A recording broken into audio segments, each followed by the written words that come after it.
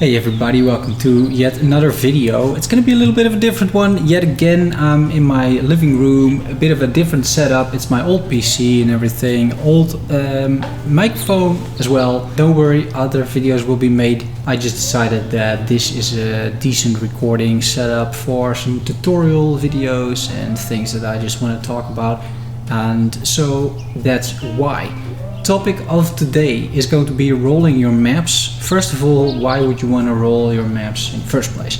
Well, the main reason that people want to roll their maps is because of efficiency.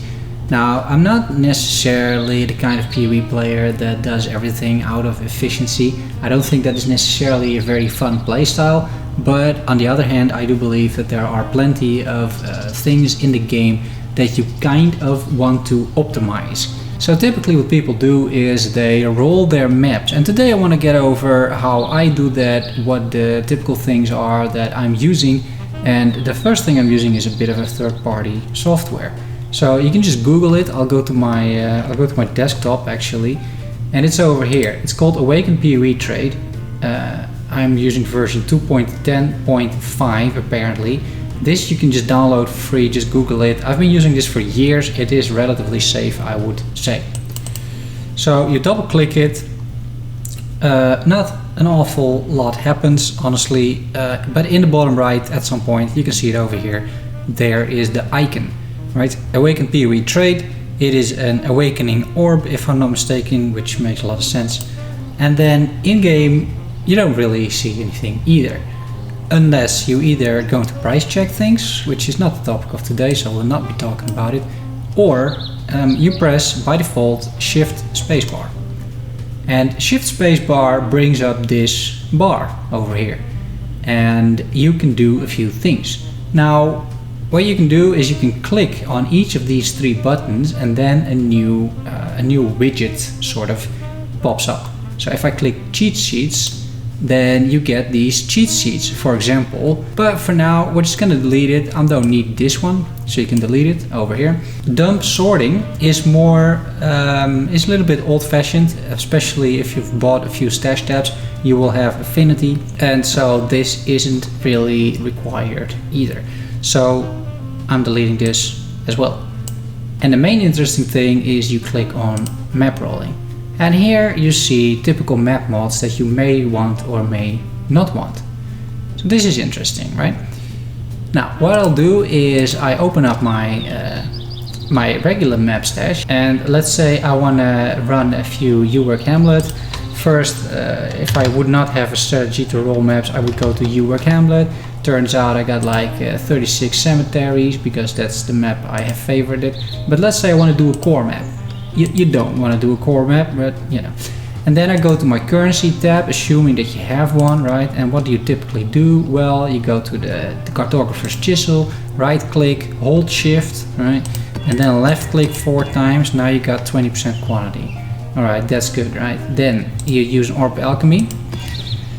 Now you get a rare map, and you need to look at it, and depending on your build, you want certain map mods. In my case, I want to have a map mod that doesn't reflect elemental damage, and I want to avoid the mod players cannot regenerate, because then you can't regenerate mana, you need to use a mana flask. I find it very annoying, so I don't want that.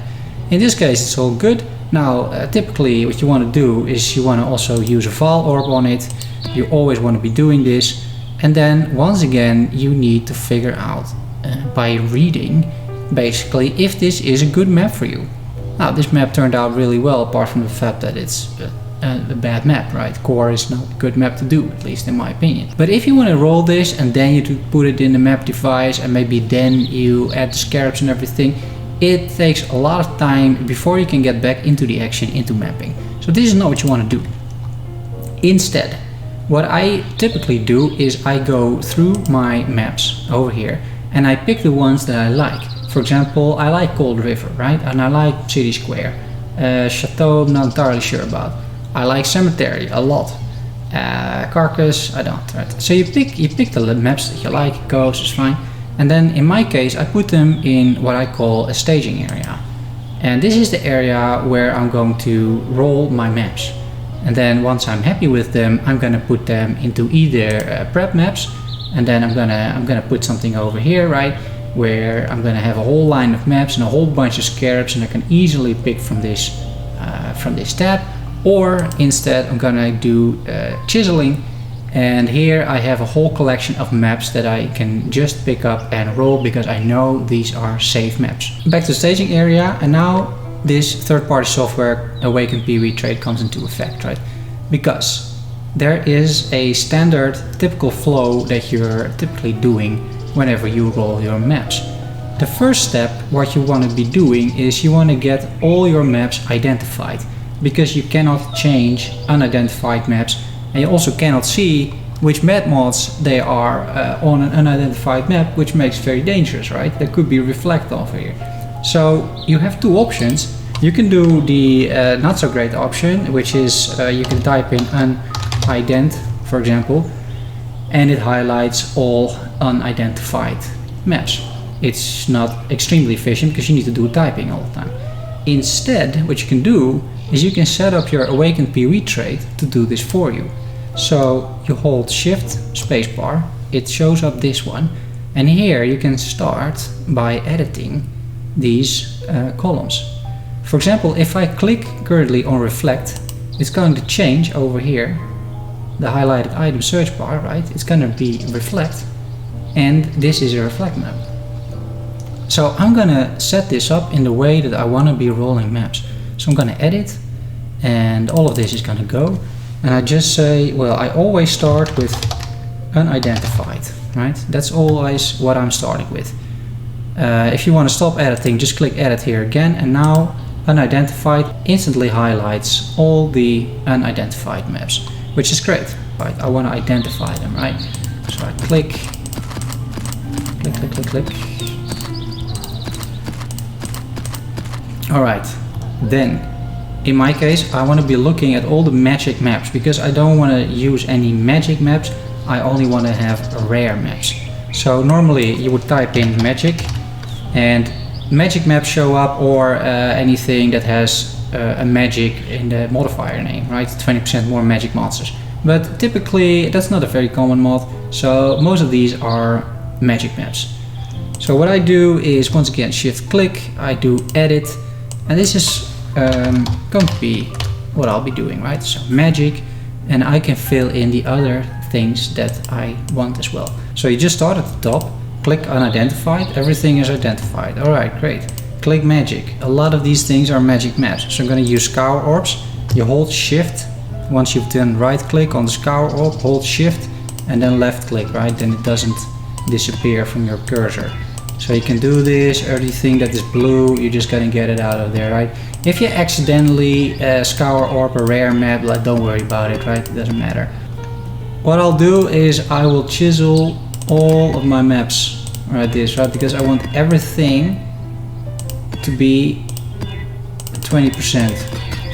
You only want to do this on white maps, because as soon as you use chisels on already rare maps, what you can see is that you don't get 5%, you only get 1%, right?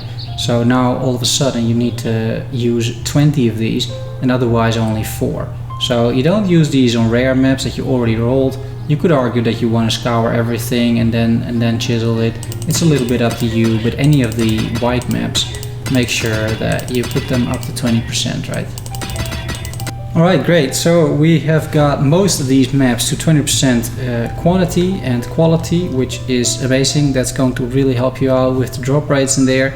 Then we're going to turn everything into a rare map. So you click rare, you can see most of these are still white. So you're going to use Orbs of Alchemy, or if you want and you don't have that many Orbs of Alchemy, you can use Orbs of Binding, which turn things into rare items. It works on maps as well. Alright, so we've turned everything into a rare map, which is great. And then the next step, if you set this up, you want to check Reflect, right? Because we really don't want Reflect.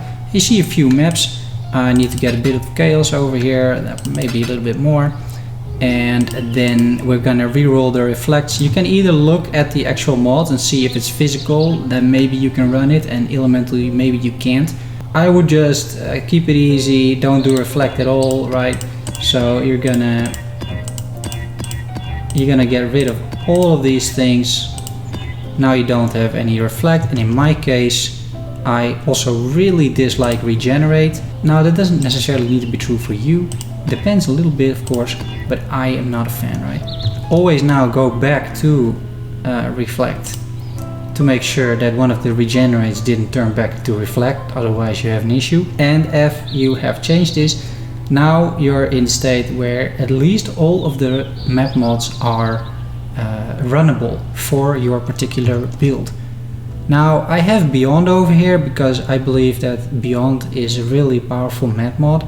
It makes it so that monsters in the map, if you kill them close together, they spawn portals from the Beyond, from a Vaal zone I think, and a lot of new monsters spawn through these portals, giving you a shit ton of additional monsters in the map, which is always good, right? The more monsters, the better. So I typically take out the Beyond mobs because I don't wanna roll over those mods, right?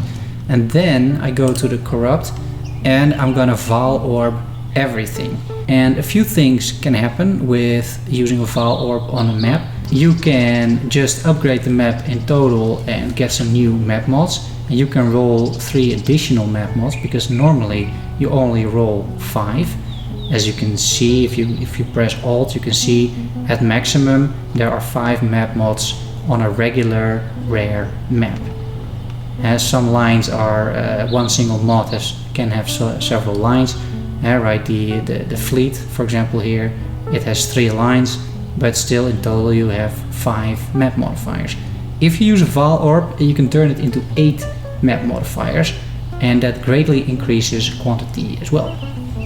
The map can also turn into an unidentified and corrupted map, but what happens then is that still the modifiers that were on there previously are still on there. You just can't see them anymore. So if you do this on modifiers that are safe, which we have right now, right? These don't have reflect anymore, these don't have regenerate anymore.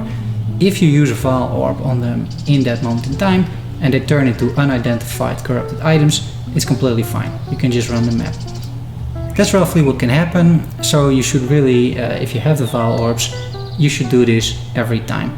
Yes, you will mess up a few maps, but it is definitely worth it.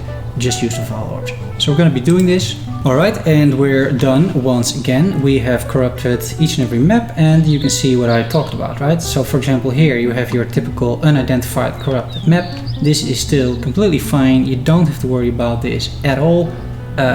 A specific special map that you can only get by corrupting other maps is this one, the Vaal Temple map. You cannot drop this from any other sources. You only can get this if you corrupt a tier 15 map, I believe it is. I don't think you can get this from corrupting a tier 16 map. We have now corrupted maps, and now once more you need to run your reflect regenerate because the mods may have changed. So there will be a few reflect mods in here for sure. Only 2, which is not too bad. This is reflect elemental. I can't run that, right? So I'm putting it out of there.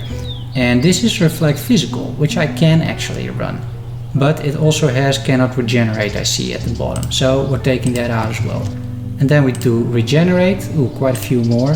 So not amazing, but across the board, you know, this is not too bad. I mean, I don't know exactly, but this is at least 50 maps that I got left, right? Probably closer to 60, and then plus these 2. So 8 out of 70-ish maps. It's a pretty decent result. Each of the other maps I'm usually picking up in my inventory, and I will putting them over here at the rest of the bunch, so that if I just want to run a map, maybe for demo purposes, or maybe because I just want to do a little bit of Elch and Go without really any complexity whatsoever, I pick a map from over here. Or maybe I spawn for whatever reason a Conqueror in an area that I shouldn't have. Then let's say, well, I don't know, Lex Proxima, right? I just do Proxima here, and I have at least a bunch of maps so that I can get my Conqueror fixed.